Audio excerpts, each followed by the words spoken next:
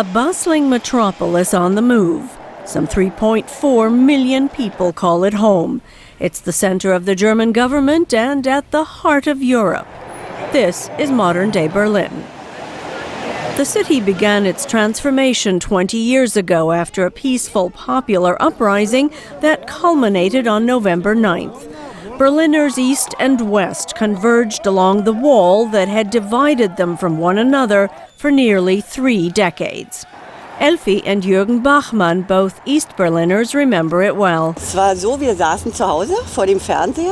I still remember that night. We were at home. Our daughter came over with her boyfriend, and we were watching TV.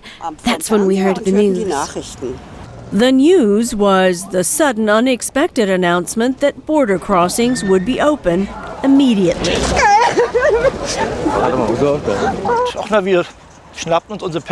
We grabbed our passports and headed to a checkpoint right near here by the bridge. An officer came and handed out forms to fill out to be allowed to cross, and no one had any pencils. And this one elderly lady came and handed out pencils. And then, that was it. We were allowed to cross over, and there were the West Berliners to greet us. It was a heady time. Jochen Stadt was one of the West Berliners who that night went to the wall in his neighborhood of Kreuzberg. So in the night I drove with a bike to the wall and saw all the people coming out. We all were drinking and having fun. The people came from all sides into Kreuzberg and were going in the pubs. And so in the first days it was a very euphoric time. People were giddy with joy, and even the bad times were often remembered with irony. Humorous, almost playful, painted over by artists. But that's not at all what the Berlin Wall was really like. It was gray, bleak, and solid. It divided the city, it divided an entire country, and it was the symbol of the Cold War. For decades, the wall was a source of East-West tension ever since the communist East German government had it built in August 1961. But changes were afoot.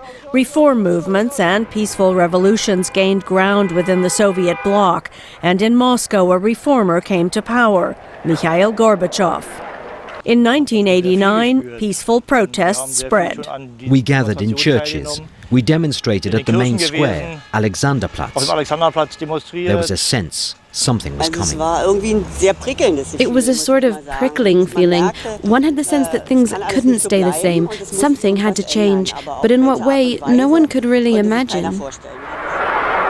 Change was already underway. People were leaving, heading west via Hungary and later Czechoslovakia.